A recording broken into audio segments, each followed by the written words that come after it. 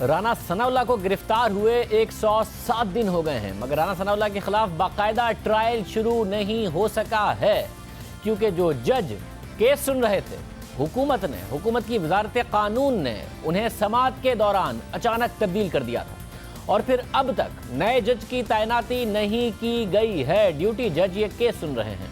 Remand मुकम्मल होने पर आज राना सनाउल्लाह को अदालत में पेश किया गया। राना सनाउल्लाह के वकील ने अदालत से दरख्वास्त की कि मोबाइल फ़ोन का डेटा फराहम किया जाए, क्योंकि जब राना सनाउल्लाह को गन पॉइंट पर हिरासत में लिया गया तो उस वक्त उनसे मोबाइल फ़ोन ले लिया गया था। राना सनाउल्लाह के वकील ने अदालत को बताया कि टेलीफोन कंपनी डेटा फराहम नहीं कर रही, शफाफ ट्रायल के लिए शवाहिद को ज़ाया होने से बचाया जाए। राना सनाउल्लाह के वकील ने अदालत से दरख्वास्त की कि CDR का रिकॉर्ड 1 साल तक महफूज रहता है। राना सनाउल्लाह के 3:20 से लेकर 5 बजे तक का CDR फराहम किया जाए। दौरान समाअत ANF के वकील ने मौक़िफ़ इख्तियार किया कि safe city authority CCTV footages 30 दिन तक महफूज रहती हैं। हमारा मौक़िफ़ है कि राना सनाउल्लाह की गाड़ी की CCTV फुटेज कैसे 39 दिन तक महफूज रह गई। ANF के वकील ने कहा कि अदालत में 16 कैमरों का बताया गया और सिर्फ 3 कैमरों का रिकॉर्ड पेश किया गया, बाकी 13 कैमरों का रिकॉर्ड कहाँ गया। पहले मुल्जिम का और अब तफ्तीशी अफसर के फ़ोन का रिकॉर्ड तलब किया जा रहा है।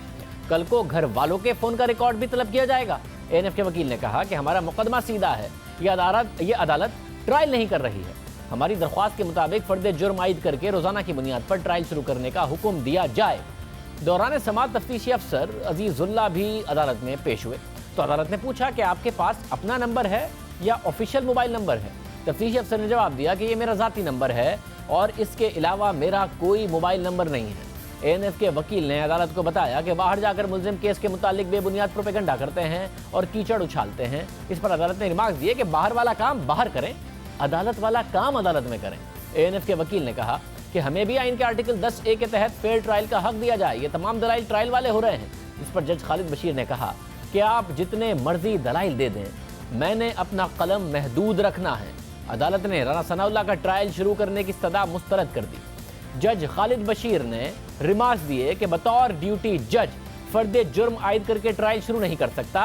साथ ही अदालत ने राना सनाउल्लाह और तफ्तीशी अफसर के मोबाइल फ़ोन डेटा रिकॉर्ड पेश करने का हुक्म दे दिया। इसके अलावा अदालत ने राना सनाउल्लाह के जुडिशल रिमांड में मजीद 15 दिन की तौसी कर दी। अब जब तक इंसदाद मंशियात की अदालत के जज की तकर्री नहीं होती, ट्रायल शुरू नहीं हो सकता। अब हुकूमत ने पहले कहा कि बहुत ही तगड़ा केस है राना सनाउल्लाह के खिलाफ, तमाम सबूत मौजूद हैं। बहुत अरसे तक सबूत जब सामने नहीं आए, ट्रायल नहीं शुरू हुआ, तो फिर जज को बदल दिया वजारत कानून ने। और अब नया जज लगाना फिर किसका काम है, ये सवाल हुकूमत से पैदा होता है। और साथ ही शरियार आफरीदी साहब क्या कहते हैं इस हवाले से मुद्रा देखिए।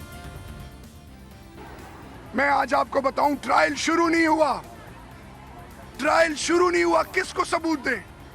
ट्रायल शुरू नहीं हुआ, सबूत किसको दें?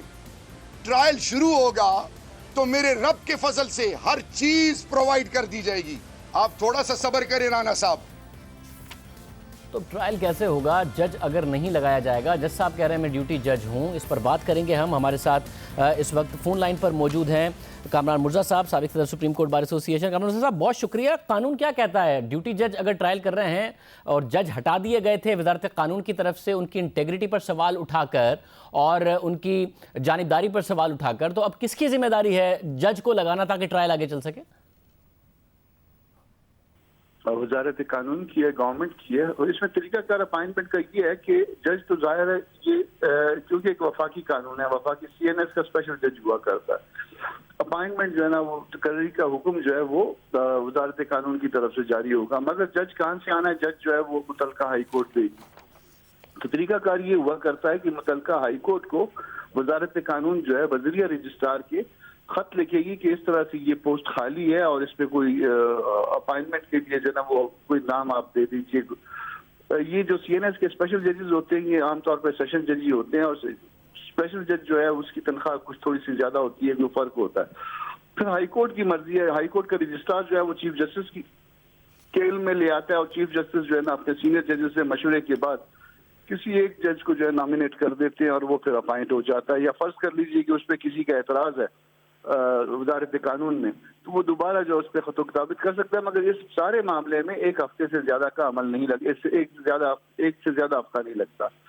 ये है तरीकाकार इसका अपॉइंटमेंट का। मतलब आपने कहा कि 1 से ज्यादा हफ्ता नहीं लगता, तो अब इतना लंबा टाइम लगे जा रहा है। अगर हुकूमत का काम है और हुकूमत जज नहीं लगा रही है तो ड्यूटी जज है साहब, जाहिर है वो कह रहे हैं कि मैं तो नहीं ट्रायल शुरू कर सकता, तो फिर कैसे मामला आगे बढ़ेगा कि जज जब तक आएगा नहीं तब तक ट्रायल नहीं हो सकता? ड्यूटी जज साहब नहीं कर सकते, वो सिर्फ रिमांड दे सकते हैं। ड्यूटी जज जो है सिर्फ इस वक्त जुडिशियल रिमांड दे रहे होंगे, किसी रिमांड के बगैर या तहरीरी हुक्म के बगैर तो उनको कस्टडी में नहीं रखा जा सकता।